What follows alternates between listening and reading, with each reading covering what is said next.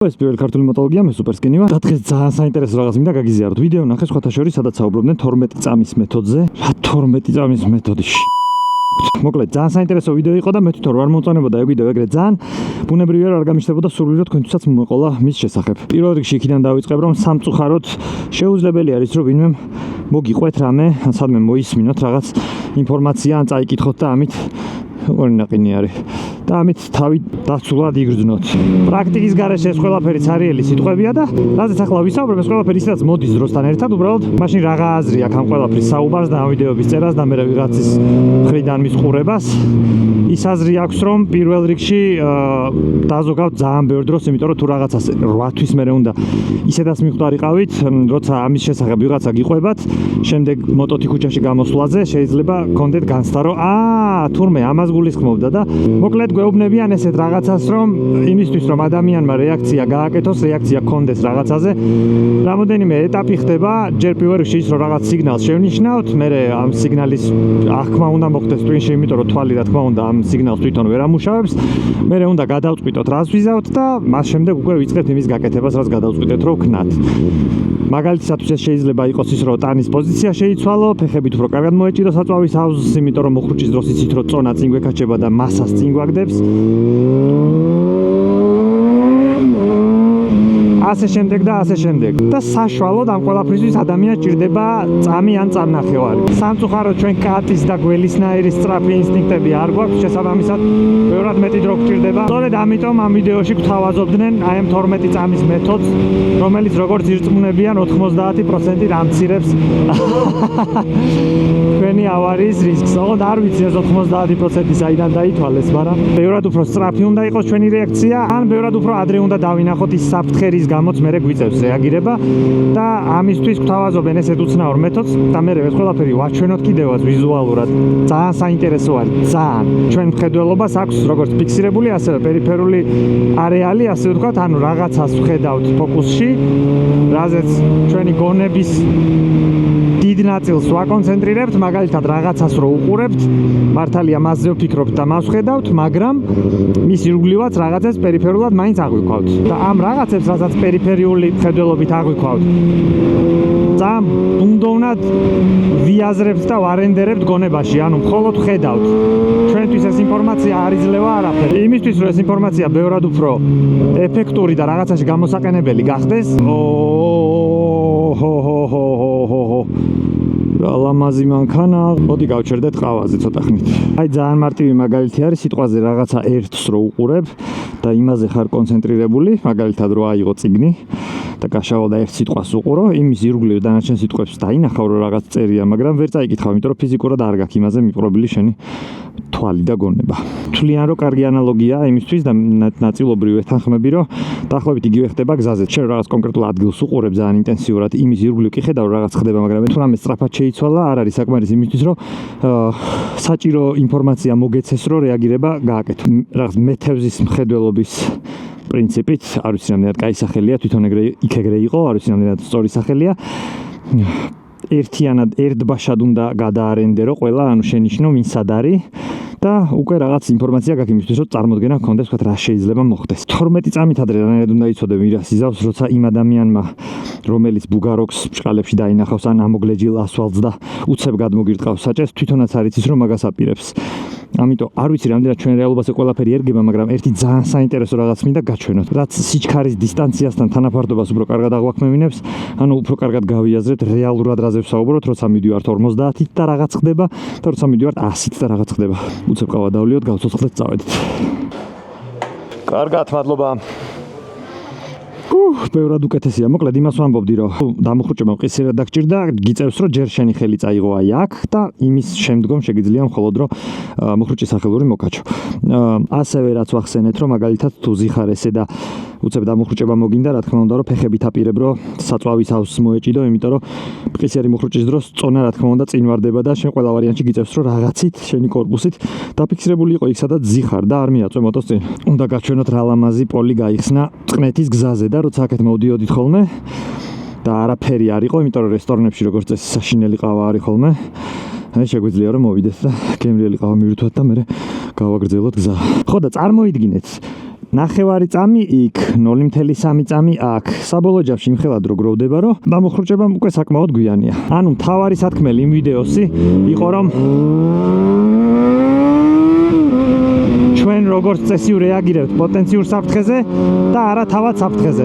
ანუ ჩვენ არ ველოდებით რისკის დადგომას, როგორც კი რაიმე ოდნავ საეჭვოა, ჩვენი რეაქცია არის ის, რომ უკვე ვართ მზადყოფნაში, ანუ მზად ვართ მოხრუჭისთვის სულ. გზაზე როცა ვარ და ამდენი მანქანა რო არის, მაგრად სიამოვნებს ხოლმე და სულ მინდა რომ რაღაცნაირად როგორ თქვა რა თითქოს გადაზღვეული ვიყო და ეხლა რანაირად უნდა იყო გადაზღვეული მოტოთი რომ გამოდიხარ გარეთ. არც ძალიან ახლოს არ მიყვები ხოლმე, მოკლედ რაღაცნაირად სულ ვცდილობ რომ აი იქნებ რამენაირად არ დავიმტრე და ეხლა კი რეალურად მინდა გაჩვენოთ რას ნიშნავს ეგ წამის მეასებები.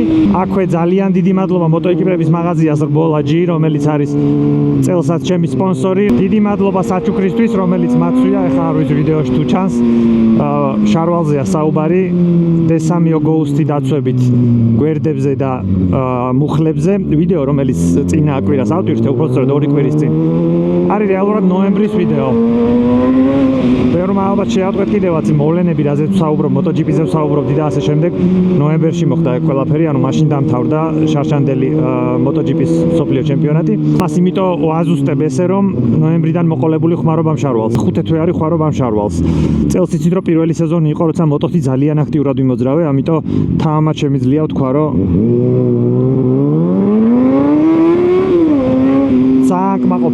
ძალიან კმაყოფილი ვარ. ხოდა გული მწყდება, იმიტომ რომ ძალიან კარგად ვიხმარე და სავარაუდოდ ნუ რო ჩააჭერს სიცხეში ზედმეტად თბილი იქნება და არ გამომადგება. მაგრამ არსებობს ერთი გამოსავალი. იქ ქონდათ კიდე საით რაღაც მესმის დიდი ძრავის ხმა და აი თორმე.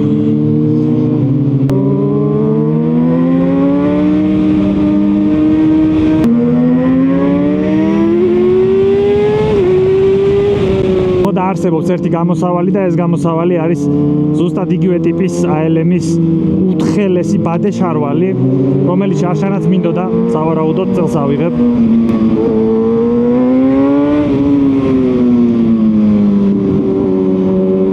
ძალიან მიხარია ხოლმე როცა ქალბატონებს ხედავ მოტოზე.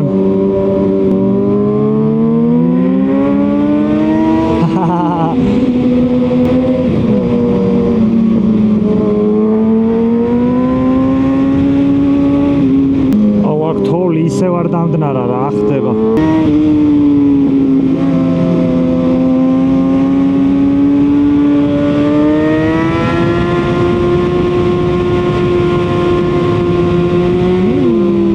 ძალიან საყვარელი მანქანაა.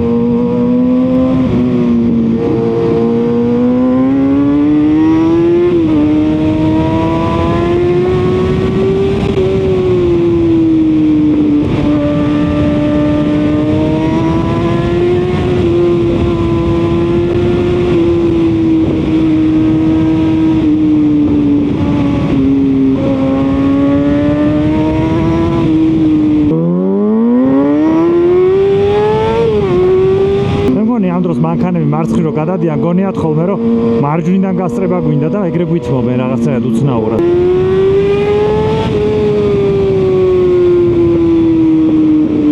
ზოგადად გარეთ სიარულისას ეთიკას და ნუ ყველაფერს რო თავი გავანებოთ, უბრალოდ ბევრად უფრო მომგებიანი არის, რომ ვისი ტრაკიც გაქვს, იმისი ალბათ სადღაც 40-50-60% იარო რა.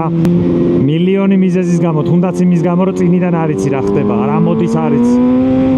თუნდაც აი ესეთ გზებზე მე რამდენჯერ ვარ ეხა აქ, ყველა ჯერზე მაქვს მაგის განცდა, რომ ნებისმიერ წამს შეიძლება უცებ წინიდან ვიღაც გამოფრინდეს, ისე რომ აი საერთოდ არ ელოდებ. ეხა ძალიან მალე გამწვანდება აქაურობა და გახდება 3-4.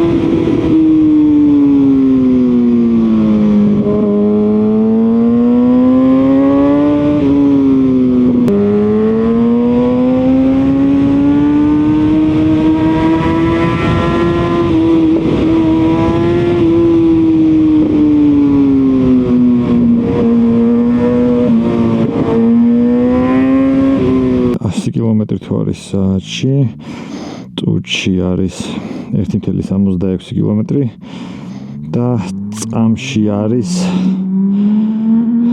0.27 და ბოლოში 8. აი ეს. ანუ თუ 100-ით ვიდიხარ იდეაში, წამში გამოდის რომ გადიხარ, ეს გამომრავლოთ 1000-ზე 27.77 მეტრს. ეგ რო აღვიქვათ რამდენი არის? ვაუ, რა ლამაზია ბიჭო. გავზომოთ 28 მეტრი 1 2 3 4 5 6 7 11 12 13 7 8. ხო არ გადაობ. ანუ აი ერთ წამში მოტო იქიდან გაჩნდებოდა აი აქ. როცა ეს უნდა დაფარო ერთ წამში, რამდენად გაქვს რამის საშუალება, რამის მოფიქრების, ან გადაფიქრების, ან რეაგირების საშუალება. რა ლამაზია. ზუსტად ერთ წამში გამოვივლიდით აი იმ დისტანციას. და ალბათ დაგაინტერესებთ რამდენია ეს ერთი წამი. ვიდეოს მონტაჟში ჩავსვავ ბლიპის ხმას ჩემი სიგნალის შემდეგ. ანუ ტაშს დავცხებ და ტაშიდან ზუსტად ერთ წამში იქნება ბლიპი, რითიც მიხვდებით რომ აი ეგ არის ერთი წამი. დავსტარტეთ. აი ეს იყო ერთი წამი. ერთ წამში ვიქნებოდით აქედან იქ. დასკვნები თავად გამოიტანეთ და წარმოიდგინეთ ეს ყველაფერი როცა მიდიხარ 200-თ.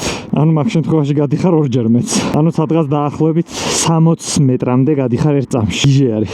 28 მეტრი ხო არ გადაობ. ძალიან ბევრია 28 მეტრი. მე მგონი არავის არ გაგიჟდათ ეგ შეკითხვა, შეიძლება ვიღაცას გაგიჟდათ, მაგრამ აუცილებლად დასასმელი კითხვა არის 28 მეტრში.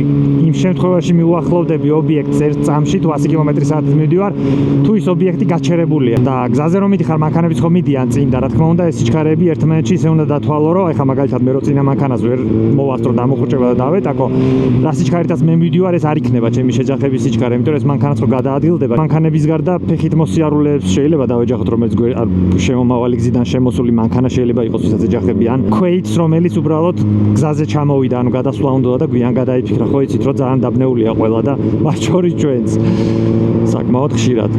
აი როგორც კი ამინდები გამოვა, ინბოქსი, DM-ი ეგრევე ფეთქდება.